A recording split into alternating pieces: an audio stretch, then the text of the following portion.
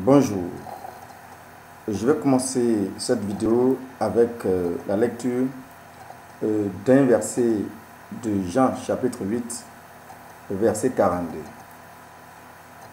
Jésus leur dit, si Dieu était votre Père, vous m'aimerez, car c'est de lui que je suis sorti et que je suis et que je viens.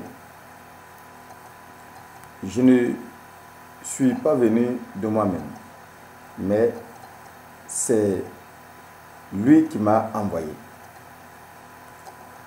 Si vous comprenez bien, ici, dans ce chapitre, c'est une discussion qui va être lancée, qui va s'engager entre les pharisiens et Jésus-Christ. À cette époque, Jésus-Christ va tenter de leur révéler leur vraie identité. Il va essayer de faire connaître aux pharisiens ce qu'ils étaient réellement. Et je pense que c'est le cas aujourd'hui, encore aujourd'hui, où nous ne nous connaissons pas en réalité. Jésus-Christ tentait de démontrer aux pharisiens qui ils étaient réellement. Le qui ils étaient ici, ce n'est pas en leur montrant leur Père de manière physique, mais il essaie de leur montrer effectivement qui ils sont de manière spirituelle. Et c'est le côté spirituel de ces pharisiens que Jésus tentait ici de démontrer. Il va aller un peu plus loin au chapitre, au verset 44 en disant, vous avez pour père le diable. Jésus dit ici, vous avez pour père le diable et vous voulez accomplir les désirs de votre père. Il a été métrié dès le commencement et il ne se tient pas dans la vérité parce qu'il n'y a pas de vérité en lui. Lorsqu'il profère le mensonge, il parle de son propre fond car il est menteur et le père du mensonge. Jésus-Christ essaie de sortir un peu, je dis bien, l'identité spirituelle de ces pharisiens. Ces pharisiens, ici, Jésus leur fait comprendre effectivement que ce sont des enfants du diable. Ça veut dire quoi tout simplement? Ça veut dire que la personne, l'entité qui se manifeste en eux, n'est que l'esprit du mal. Et qui parle d'esprit du mal, parle du diable en réalité. Ça veut dire que l'identité des pharisiens ici, qui tentaient par tous les moyens de piéger Jésus-Christ, n'était que le malin qui se manifestait en son corps, en leur corps, pour pouvoir forcément tenter par tous les moyens détruire et tuer Jésus-Christ. Donc pour dire ici que l'être humain que nous sommes manifestés dans un premier temps. Ici, ce sont les pharisiens, mais de manière générale, c'est tout homme. Nous sommes manifestés dans un premier temps par le malin. Et c'est pourquoi la Bible dit, si vous n'êtes pas en Christ, en réalité, vous n'êtes pas de Dieu, vous êtes du malin. Ça veut dire que vous êtes des enfants de diable, des enfants du malin. C'est choquant, certes, mais c'est ce que la parole de Dieu nous révèle. Avant d'être simplement enfant de Dieu, on a d'abord été enfant du malin, enfant du diable. C'est pourquoi pour celui qui n'est pas encore enfant de Dieu, pour celui qui n'a pas encore donné sa vie à Jésus-Christ, à Dieu, il est sans doute qu'il est tout simplement enfant du diable. La seule manière de quitter la maison du diable pour la maison de Dieu, c'est simplement donner sa vie à Dieu et à Jésus-Christ de Nazareth. Regardez un peu dans nos différents villages comment les choses se passent. La parole dit clairement que là où vous mettez votre pied, cette portion de terre, je vous donne ça, c'est votre possession. Et c'est Dieu lui-même qui l'a dit à Abraham. Mais qu'est-ce que l'être humain a effectué? Aujourd'hui, dans tous les pays que vous voyez, aucune ville, bien aucun village n'a été créé sur le fondement de Dieu. Lorsque nous arrivons dans un village, bien nous arrivons dans un campement, la première des choses à effectuer, c'est donner notre sort aux esprits de l'endroit, de cet endroit-là. Du coup, on ne donne plus, bien, on ne confie plus notre vie à Dieu lui-même, qui nous a donné cette portion de terre. On confie notre sort et notre vie à ces esprits qui se manifestent là. Tout simplement parce que nous sommes orientés et guidés par cet esprit du mal, l'esprit malin, l'esprit du diable qui est en chaque personne. Nous sommes orientés par lui et celui qui nous guide et celui qui impose son autorité à là où nous devrons habiter. Pourquoi nous demeurons longtemps dans cette mentalité, dans cette vie? Pourquoi? Tout simplement parce que nous refusons d'aller à l'encontre de la vérité, à l'encontre de la parole de Dieu. La seule et unique manière aujourd'hui de se découvrir, de se fixer tes yeux dans la parole de Dieu. Une fois que cela est effectué, plus tu l'effectues, plus tu te découvres progressivement pendant que tu essaies de parcourir cette parole-là. Dieu est le seul et unique vrai Dieu. Le seul et unique vrai.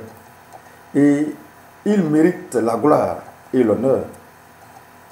Et que toute gloire, louange et autorité soient rendues au trône de Dieu. La source de la vie coule du trône de Dieu. Cette source abreuve et alimente la multitude du peuple de Dieu. La vie change quotidiennement. Il faut que nous le comprenions. La vie change quotidiennement. Une nouvelle lumière et une nouvelle révélation nous accompagnent et nous donnent continuellement accès à la connaissance de Dieu. Mais le malin nous trompe à chaque fois, malheureusement, et nous empêche d'accéder à cette vie glorieuse qui est destinée à l'humanité, destinée à l'homme. On acquiert la certitude de Dieu par l'expérience. Si on n'expérimente pas, on ne peut pas acquérir la plénitude et la certitude de Dieu. C'est la parole d'amour et de paix. Ces paroles d'amour et de paix se manifestent sans cesse en réalité en nous.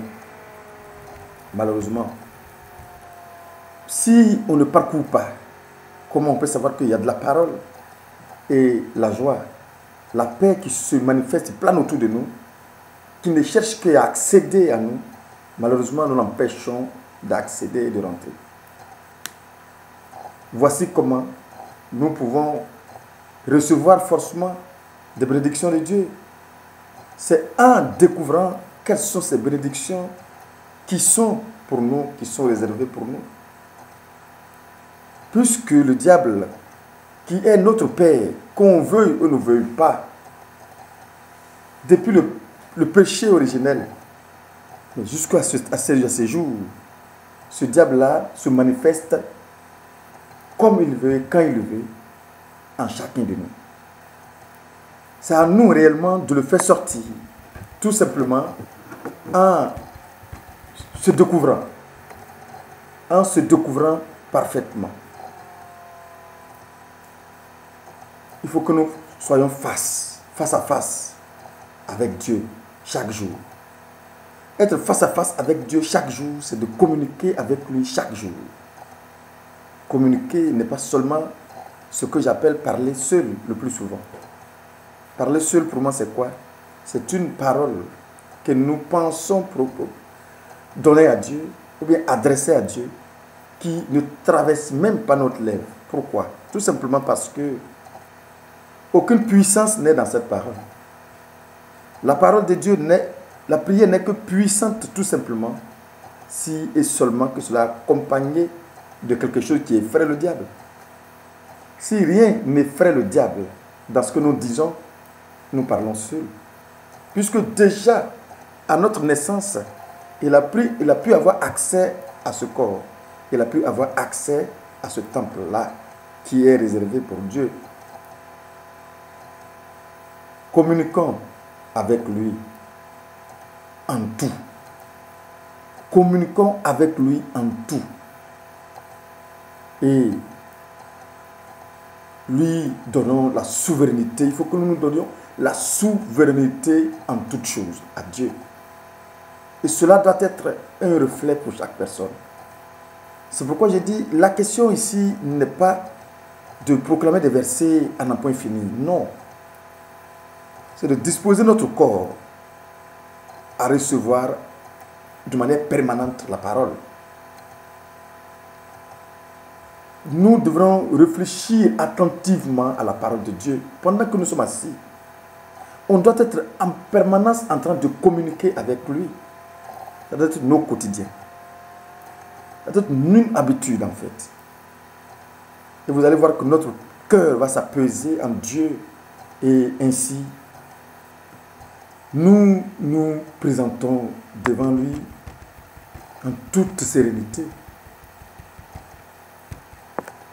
Et nous allons recevoir de sa lumière. Jésus-Christ même va encore dire ici, dans le verset 12 du chapitre 8 de Jean, Jésus leur parla de nouveau et dit, « Je suis la lumière du monde. Celui qui me suit ne marchera pas dans les ténèbres, mais il aura la vie, il aura la lumière de la vie. » Cette lumière qui doit être en nous de manière permanente, aujourd'hui est remplacée par les ténèbres du malin. Parce que nous n'avons pas laissé cette parole nous éclairer, nous illuminer. Or, cette parole a été révélée rien que pour illuminer l'âme et l'esprit des enfants de Dieu. Si au quotidien, nous, dans notre vie, nos actions, nos paroles, nos pensées, nos idées, nous vivons dans la parole de Dieu, nous serons toujours capables de discerner et nous serons capables de discernement spirituel. Oui, ça je le sais. Si nous demeurons dans cette parole de manière permanente, nous serons capables de discerner chaque chose de notre vie, simplement nous concernant. La seule force de Dieu et du diable, c'est qu'il arrive à nous éloigner de notre arme qui est fatale pour lui. Il n'aime pas la parole, le diable. Il peut te laisser prier autant de fois que tu veux. Il s'en fout. Il dit, laisse-le, quand il finit de parler, seul, il va me trouver ici. Mais la seule chose qui effraie le diable, c'est sa parole, c'est la parole de Dieu tout simplement. En dehors de ça, tu parles seul. Et c'est pourquoi certaines personnes vont me dire que plusieurs années, ils ont prié, ils ont tenté de tout pour le tout. Mais non, tant que tu continueras de parler seul, le diable t'écoutera tout simplement. Et quand tu auras fini de parler, il va venir agir tout simplement. Associer la puissance que Dieu nous a donnée à travers sa parole dans nos prières. Pour ce faire, la prière en réalité n'est pas simplement proclamer des paroles. C'est de se concentrer, lire la parole attentivement et digérer ça attentivement. Tu peux ne pas retenir en réalité, mais pendant que tu lis attentivement, ça bouleverse tout ce qui est en toi qui n'est pas de Dieu. Quel que soit le mal qui est en toi, je sais que cela va te transformer de l'esprit parce que la maladie, quelle que soit sa taille, n'est qu'un esprit qui s'est localisé quelque part. Il n'y a que seule la puissance de la parole qui peut délocaliser n'importe quel corps étranger qui serait n'importe quel esprit dans ton corps, une fois que cela est proclamé, avalé et digéré, l'esprit ne peut pas supporter ces paroles. C'est pourquoi en réalité, remarquez, beaucoup sont ceux qui ne sont même pas capables d'ouvrir la Bible pendant 2 minutes ou 3 minutes de lecture. C'est normal. Parce qu'effectivement, l'esprit qui est en vous, l'esprit du malin qui est en nous distrait souvent. Il nous donne une paresse spirituelle, une paresse que j'appelle satanique. Parfois, il te distrait dans la pensée. Il oriente ta pensée ailleurs. Et du coup, tu n'es même pas capable de lire la Bible pendant simplement 2 minutes. Ou encore, le plus souvent pendant que tu t'apprêtes à lire, c'est en ce moment-là, il s'ouvre dans tes yeux et tu t'endors. Il faut faire violence sur toi-même. C'est en faisant violence sur toi-même que tu vas parvenir à le repousser. Tu vas parvenir à t'habituer et à forcément parler avec ton Seigneur, avec ton Dieu. Sinon, tu vas demeurer enfant du malin. Le verset 31 va te dire ici, et il dit aux Juifs qui avaient cru en lui, si vous demeurez dans ma parole, vous êtes vraiment mes disciples. Il a dit, si vous demeurez dans ma parole, c'est très important de demeurer dans la parole de Christ. Après son avènement, il est venu nous révéler que nous ne sommes pas que chair, que nous sommes plus que chair qui est esprit. Alors, toi qui m'écoutes actuellement, la seule chose que je cherche à te faire comprendre, c'est de changer ta culture spirituelle, changer ta manière de voir le monde spirituel. Le monde spirituel n'est pas le fait de proclamer les paroles, les versets bibliques sur les lèvres. Non. Le monde spirituel est plus que ça. C'est de permettre à ces paroles de te transformer, de te métamorphoser carrément. C'est en ce moment-là que tu deviens puissant. La parole guide le fil dans l'aiguille. La parole de Dieu, ça guide un fil dans l'aiguille. Ça nous conduit tellement, ça nous oriente tellement. La parole de Dieu, une fois que cela est en toi, tu ne peux jamais être surpris de quoi que ce soit. Parce que tout est révélé par celui qui doit être en toi, qui est pour le moment inactif. Pourquoi inactif? Parce qu'on a étouffé par n'importe quel esprit. On ne lui a pas donné ce pouvoir, cette puissance de se manifester. Pourquoi? À la naissance déjà, on t'a endormi avec un certain nombre d'esprits. Pour ceux qui sont au village, même pour certains en ville. Vous savez, le monde spirituel n'a rien à voir avec ce que vous pensez. De la vie du village, on peut contrôler votre vie ici tranquillement. C'est pourquoi d'aucuns diraient qu'on ne fuit pas le sorcier. Pourquoi on dit ça? Parce que tout simplement, on sait que le spirituel n'a rien à voir avec le physique. C'est parce qu'il n'est pas avec toi ici que tu penses que tu es l'un de lui. Non. La parole doit être notre guide, tout simplement. Et la parole va révéler toutes choses qui se cachent en nous. Tout ce qui se cache en notre âme, en notre corps, la parole va révéler cela. Je vous dis, je parle toujours de mon expérience.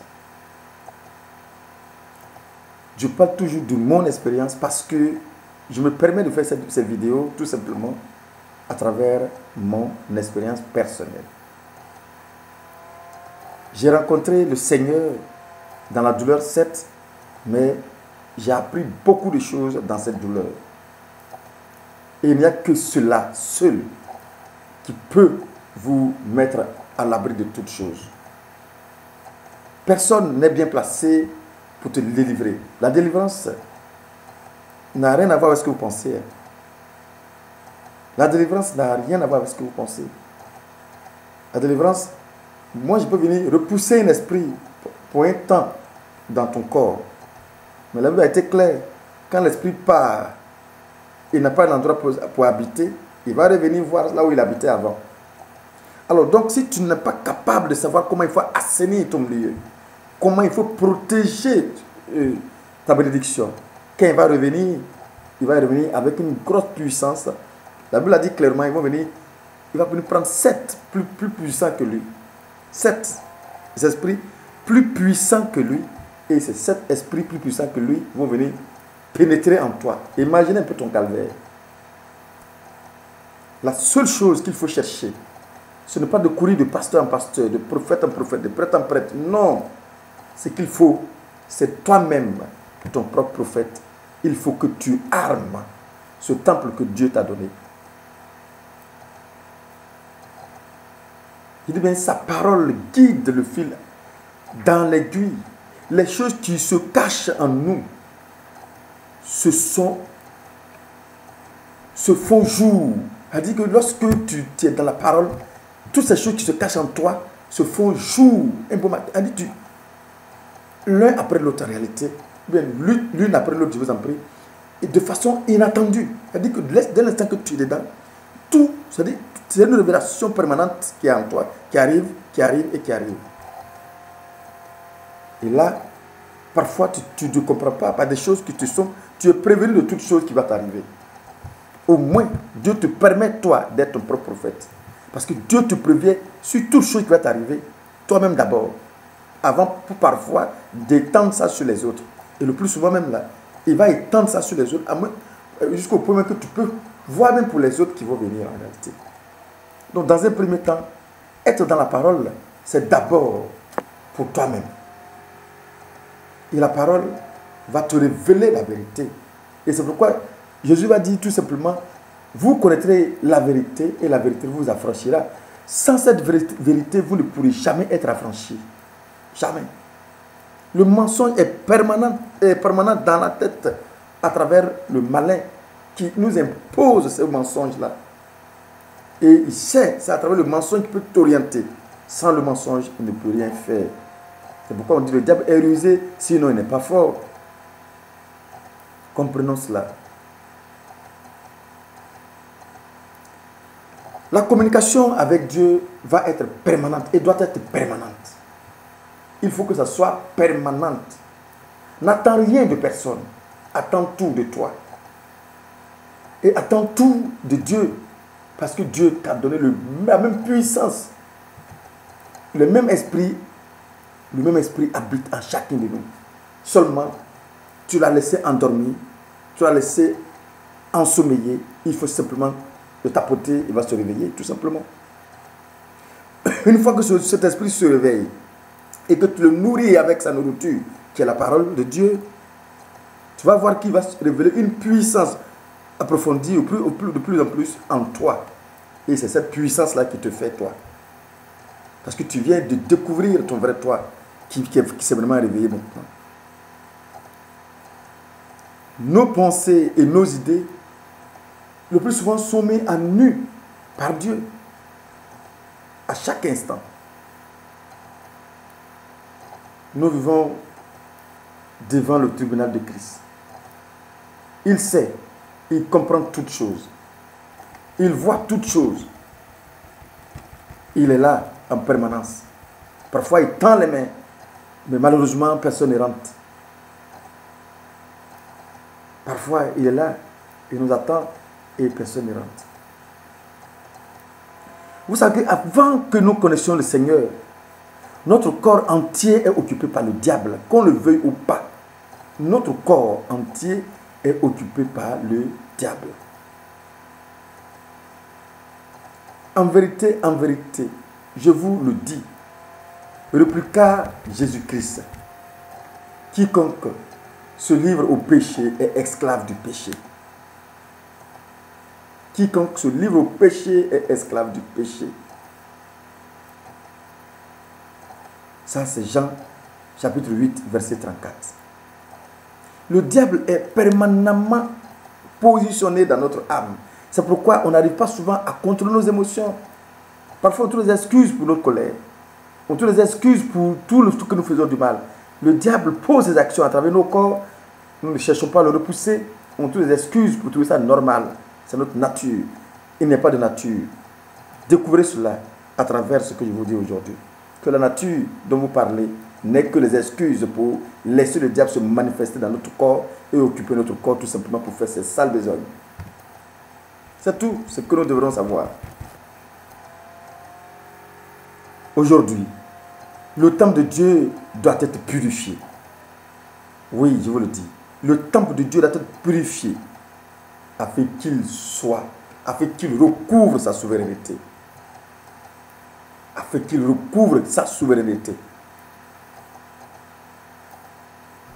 Pour être complètement possédé par Dieu. Ce temple attend à être complètement possédé par Dieu. Nous devrons livrer ce combat. C'est un combat, un grand combat de manière permanente. Un combat à mort. Refuser des excuses pour installer. Refuser des excuses pour accepter les œuvres du malin dans notre corps. Je pense que le christianisme doit changer, doit commencer maintenant à être approfondi. On doit passer des proclamations simples des versets bibliques à une manifestation des versets bibliques à travers notre corps, en laissant Jésus-Christ, Dieu lui-même, se manifester à travers notre âme, en laissant l'Esprit Saint purifier notre vie, notre âme, en le laissant vivre désormais en nous. Parce que je vous ai dit qu'il y a deux mondes, esprit malin, esprit de bien. Esprit de Dieu, esprit saint et esprit du mal, le diable.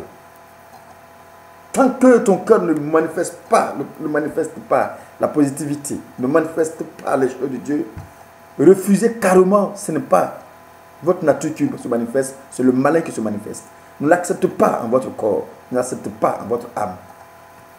Il vous détruit à petit feu, sans vous rendre compte.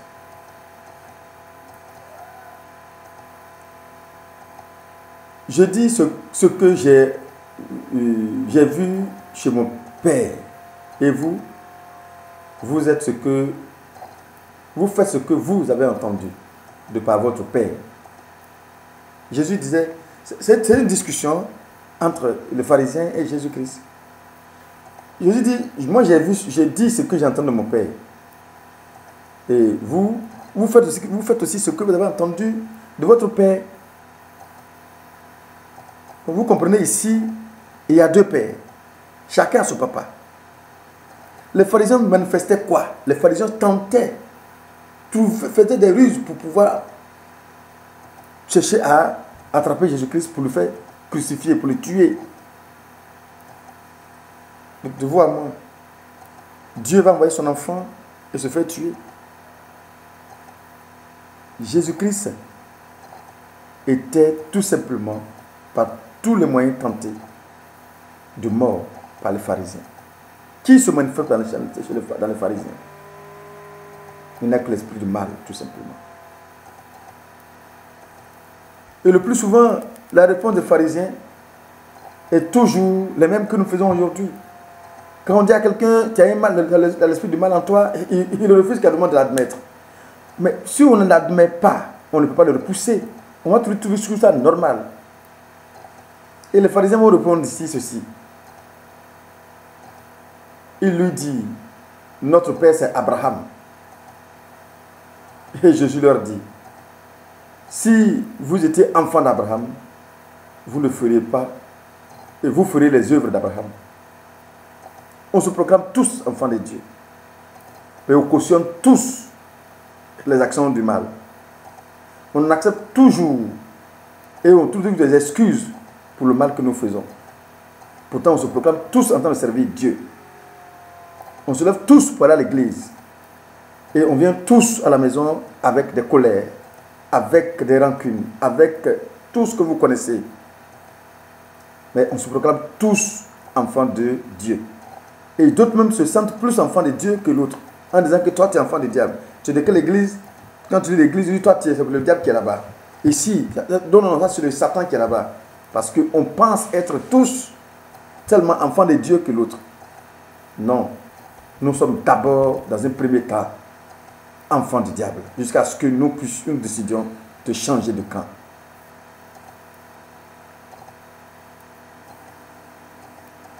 Alors, ce n'est que lorsque la personne que nous étions avant a été crucifiée que la vie ressuscitée de Jésus-Christ peut régner souverainement. Si ce n'est pas le cas, ce n'est pas possible. Pour que la vie de Jésus-Christ puisse d'abord vraiment régner en nous, il faut forcément que l'ancien toi, c'est-à-dire que le diable qui était en toi, soit crucifié obligatoirement. C'est obligatoire qu'il soit d'abord crucifié avant que toi tu puisses avoir la plénitude de dire je suis enfant de Dieu réellement. C'est très important de le savoir. Ne soyons pas simplement des chrétiens de dimanche. Et dès l'instant qu'on sort de dimanche, on arrive à la maison, on enlève nos manteaux, on jette là-bas, c'est fini, on reprend la vie du monde. Je pense qu'on a dépassé cette phase du christianisme.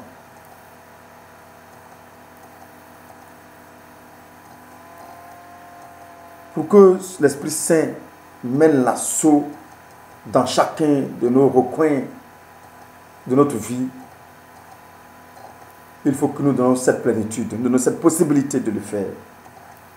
Donnons un coup de main à l'Esprit Saint de nous aider, certainement à sortir de cette vie. En ce moment, l'Esprit Saint mène l'assaut dans chacun de nos recoins, se battant pour nous reconquérir. Il dit bien pour nous reconquérir. Il va se battre comme il peut pour que nous puissions être réellement des enfants de Dieu tels qu'il doit être.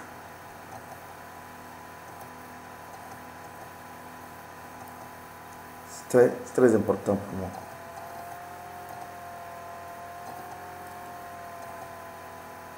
Et malheureusement, il y a des fois, nous sentons la présence même de malin dans notre corps, dans notre vie, dans nos foyers, dans nos maisons. Et malheureusement, nous le discernons, on sait qu'il est là, mais on n'a pas encore la puissance ou la possibilité, ou l'autorité de le repousser. Et on le laisse se manifester. Parce que tout simplement, on n'a pas encore le niveau requis pour repousser le malin. Nous devrons continuer à encore demander à notre Seigneur, à longueur de journée, pour qu'il nous montre toutes les armes du diable, toutes ses ruses, afin vraiment de carrément le neutraliser dans notre vie. Alors, tant que nous serons prêts à renoncer à nous-mêmes et à coopérer avec Dieu, Dieu nous illuminera. Il va nous illuminer et nous purifiera. Sûrement, il va le faire à l'intérieur, à chaque instant. Et reprendra de nouveau ce que Satan occupait dans notre vie. Afin que nous puissions être rendus complets par réellement Dieu lui-même, aussi rapidement que possible. Je vous exhorte donc à ne pas perdre assez de temps encore et vivre chaque instant dans la parole de Dieu.